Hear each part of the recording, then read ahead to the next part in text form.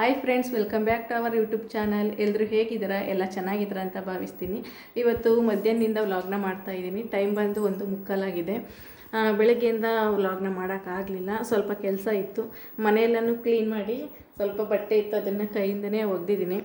ಇನ್ನೂ ಒಣಗಾಕಿಲ್ಲ. ಇನ್ನೂ ಅಡುಗೆನೂ ಕೂಡ ಮಾಡಿಲ್ಲ. ಇವನು ಮಲಗಿದ್ದ, ಸೌಂಡ್ ಆದರೆ ಎದ್ಬಿಡ್ತಾನೆ ಅಂತ ಹೇಳ್ಬಿಟ್ಟು ಇವಾಗ ಮಾಡಬೇಕು. ಇವನಿಗೂ ಸ್ನಾನ ಮಾಡಿಸ್ಬಿಟ್ಟು ಮಲಗಿಸಿದೆ. ಇವಾಗ ಎದ್ದಿದ್ದಾನೆ. Hi madam.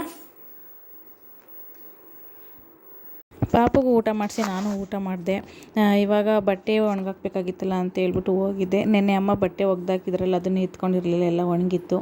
ಅದನ್ನು ಎತ್ಕೊಂಡು ಅಲ್ಲೇ ಮಡಿಸಿಟ್ಬಿಟ್ಟು ಆಮೇಲೆ ಎಲ್ಲ ಬಟ್ಟೆನೂ ಒಣಗಾಕ್ಬಿಟ್ಟು ಬಂದೆ.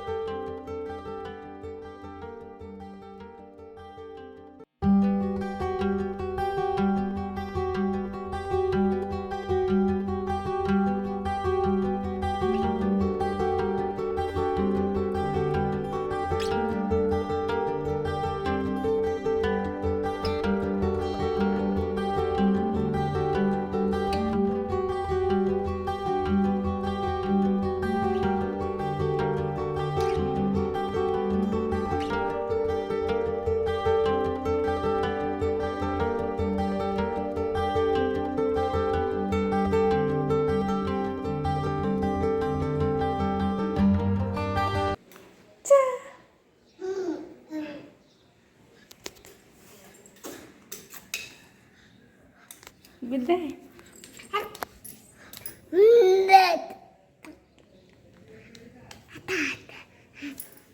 ಎಲ್ಲ ಕೆಲಸನೂ ಮುಗ್ದಿತ್ತಲ್ಲ ಅಂತ ಹೇಳ್ಬಿಟ್ಟು ನನ್ನ ಮಗನ ಸ್ವಲ್ಪ ಹೊರಗಡೆ ಆಟ ಆಡ್ಸೋದ ಅಂತ ಹೇಳ್ಬಿಟ್ಟು ಕರ್ಕೊಂಡು ಹೋಗಿದ್ದೆ.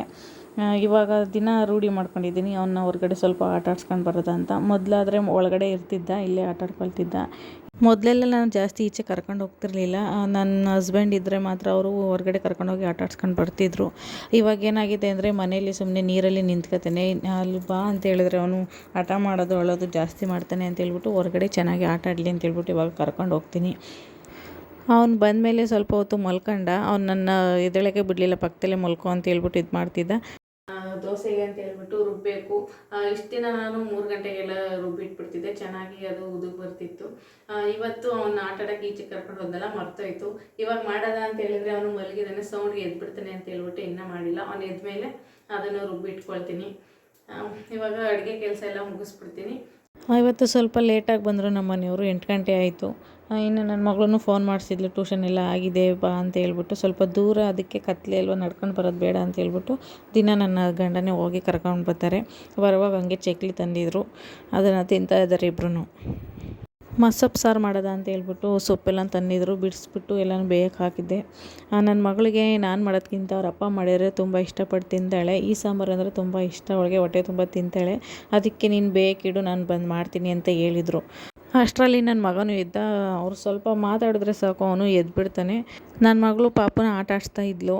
ಅಷ್ಟರಲ್ಲಿ ಅವರು ಸ್ನಾನ ಮಾಡ್ಕೊಂಡು ಬರ್ತೀನಿ ಅಂತ ಹೇಳ್ಬಿಟ್ಟು ಸ್ನಾನ ಮಾಡ್ಕೊಂಡು ಬಂದು ಸಾಂಬಾರೆಲ್ಲ ರೆಡಿ ಮಾಡಿದ್ರು. ಅಕ್ಕಿ ರುಬ್ಬಬೇಕಾಗಿತ್ತಲ್ಲ, ನಾನು ಅದನ್ನೆಲ್ಲ ರುಬ್ಬಿಟ್ಬಿಟ್ಟು ಮಿಕ್ಸಿ ಎಲ್ಲ ಒರೆಸಿ ಎಲ್ಲ ಕಿಚನ್ ಎಲ್ಲನೂ ಸ್ವಲ್ಪ ಕ್ಲೀನ್ ಮಾಡ್ಕೊಂಡೆ. ಪಾತ್ರೆ ಇತ್ತು, ಅದನ್ನು ನೀಟಾಗಿ ತೊಳ್ಕೊಂಡೆ. ಸ್ವಲ್ಪ ಲೇಟೇ ಆಯಿತು ಅಂತ ಹೇಳ್ಬೋದು ಇವತ್ತು.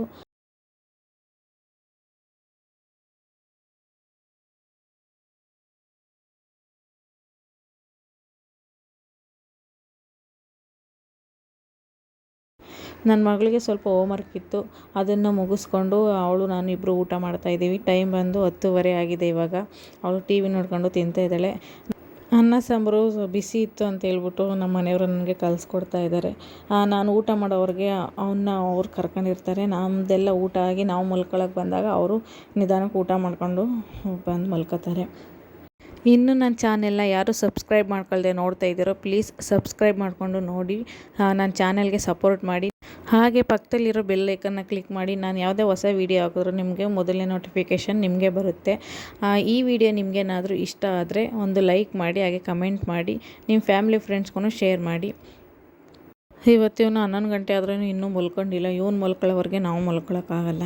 ನನ್ನ ಮಗಳು ಕೆಳಗಡೆ ಮಲಗಿದ್ದಾಳೆ, ಆದ್ರೂ ಇವನು ಎದ್ದೇಳ್ಸೋಕ್ಕೆ ಅಂತ ಹೇಳ್ಬಿಟ್ಟು ಹೋಗ್ತಾ ಇದ್ದ. ಮೊದಲೆಲ್ಲ ಇವನು ಬೇಗನೆ ಮಲ್ಕೋತಿದ್ದ, 9:30 10 ಗಂಟೆಗಳೆಲ್ಲ ನಿದ್ದೆ ಮಾಡಿಬಿಡ್ತಿದ್ದ. ನಾವು ಬೇಗ ಮಲ್ಕೋತಿದ್ದೋ. ಇತ್ತೀಚೆಗೆ ಇವನು ಮಲ್ಕೊಳ್ಳೋದಿಲ್ಲ ಅಂತ ಹೇಳ್ಬಿಟ್ಟು ನಾವು ಲೇಟಾಗಿ ಮಲ್ಕೊಂಡು ಬೆಳಗ್ಗೆ ಎದ್ದೇಳೋದು ಲೇಟ್ ಆಗ್ತಾಯಿದೆ. 7 ಗಂಟೆ 7:15 ಆಗ್ತಾಯಿದೆ ಇತ್ತೀಚೆಗಂತೂ. ಈ ವಿಡಿಯೋನ ಇಲ್ಲಿಗೆ ಎಂಡ್ ಮಾಡ್ತಾಯಿದ್ದೀನಿ. ನಾಳೆ ಹೊಸ ವೀಡಿಯೋದೊಂದಿಗೆ ಸಿಗ್ತೀನಿ. ಎಲ್ಲರಿಗೂ ಟೇಕ್ ಕೇರ್.